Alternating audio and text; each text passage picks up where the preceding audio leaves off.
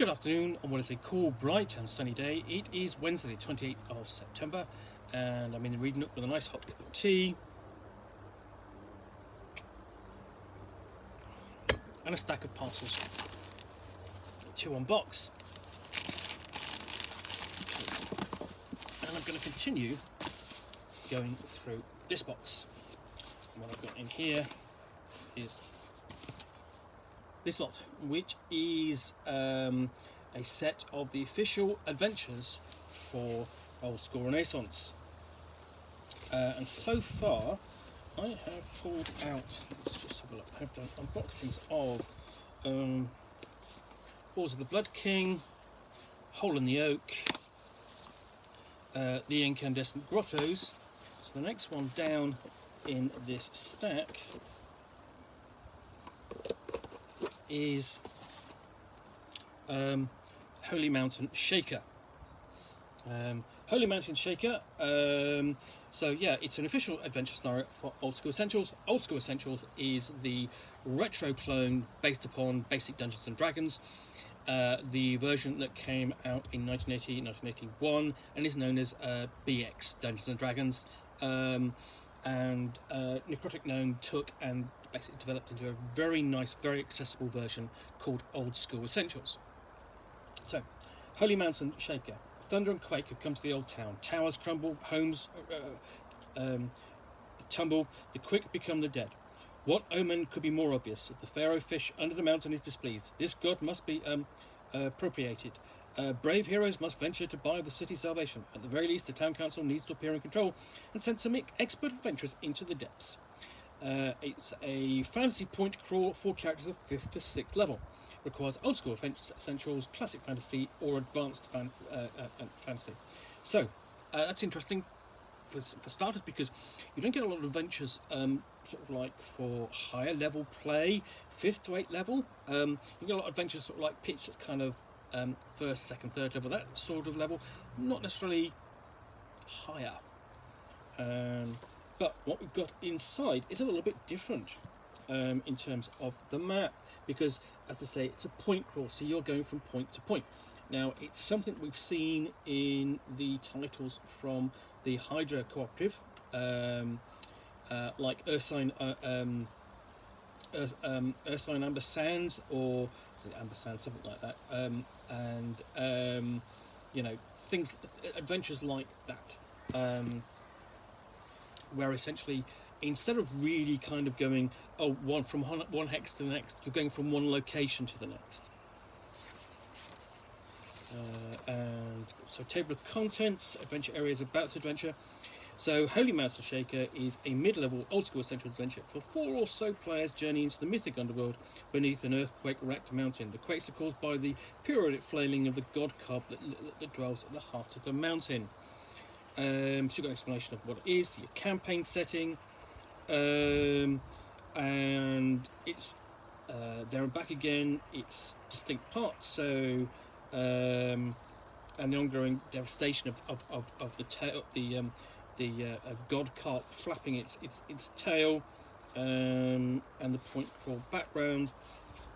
Before we get into the Holy Mountain and the town, you know, Plish Town factions, the Plishlings and the New Folk, the cult of the god carp, and so on, and the effects of the ongoing earthquakes. So it sets everything up nicely there, and then we have a timeline running from day 1 to 6 in sort of like in sections of 2-hour sections, and then essentially here we go, how the player characters can enter the mountain, with a description of all the little treasures they can find, such as ancient vestments or a mage's cloak, pink wisp vials, processed food, interesting things that they can find. And then we've got the mechanics of point crawl adventuring, because it's different to what you normally expect in a dungeon. So if I show you what I mean, you know, if you've got the map for example, this is for Halls of the Blood King, and it's got the house and the cellars and caves underneath. all presented in nice detail, and then you've got this breakdown of sort of the locations page by page. But this is going to be a bit different because it's dealing with the point crawls, and so we have imprecise distances, challenges, avoiding encounters and so on, resting, exploring, and using the time scale of the watches, the 2-hour periods to handle to sort of like to track the player's progress in terms of the sort of like the deadline for the scenario. We have a list of mountain creatures that the player characters might encounter. Before we get into the area descriptions, and here we start off with sort of the point crawl. So, and the thing is, so instead of sort of like having the excerpt of the dungeon here we've got an excerpt of the point crawl map. So we have the location and what it connects to, and a nice illustration which obviously you can show your player characters if you're running this. And it's going through this section by section.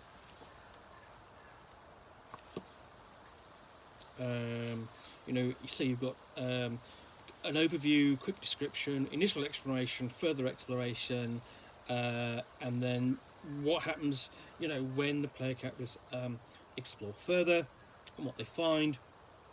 Regional challenges, collapse. So here we have the initial exploration, further exploration, so on, what they find, and then the effects of collapse if it comes to that. So let's do this time and time again. Accompanied by this weird and wonderful artwork, which I really like. It's strange, almost has a sort of like Studio Ghibli feel to it.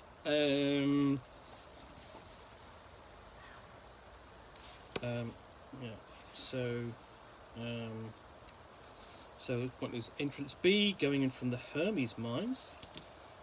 So you've got multiple different entrances, ways in. It's not linear.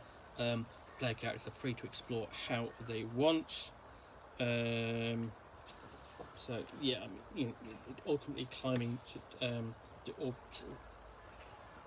essentially finding the god carp and placating him.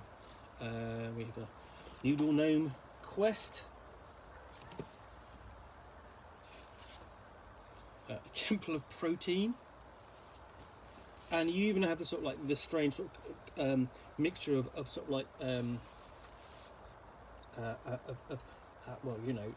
science and magic there, with a technological device in the background there. So it's even weirder than the player characters can imagine, even if the players can't.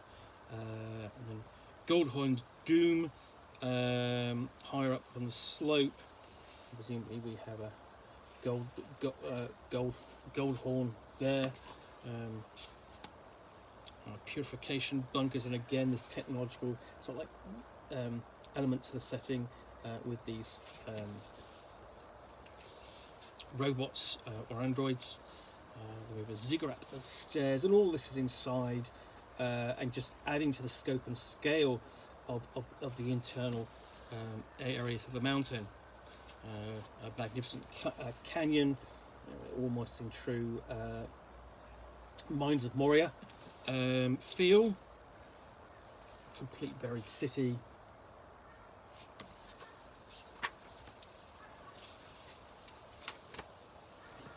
Fractured arena. And again, just really sort of like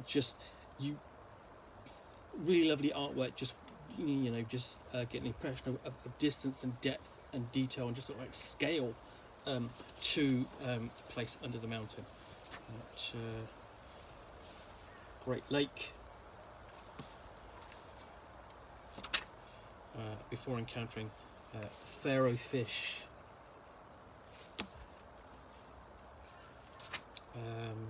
And even travelling inside the pharaoh fish. Now that's quite a common element, and sort of like it's been a common theme of travelling inside giant creatures. Like the god whale, from Lost Worlds. And ultimately the characters have hopefully gained the fish's blessing. And at the back we've got a list of challenges faced by in particular watch, and the collapses that might beset the players as they continue their explorations, of the Holy Mountain. So yeah, that's Holy Mountain Shaker, an adventure for Old School Essentials from Necrotic Gnome. Now, obviously, as an adventure for Old School Essentials, and thus for a retro clone, it means that you can play this with a lot of other adventures too. You don't have to stick to just Old School Essentials. You know, the language of Dungeons and Dragons is, you know, and its inspired games are all very similar. Anyway, I hope you have enjoyed this unboxing in the Nook. If you have, please do click on the like button down below. And of course, if you've got any comments or feedback, I appreciate you taking the time to post those. And lastly, if you want to be alerted to yet more unboxings in the Nook, where you'll see me out here with a parcel from which I will unbox a book or game and chat about it to the best extent of my knowledge for roughly 10 minutes or so, all of course accompanied by a nice hot cup of tea.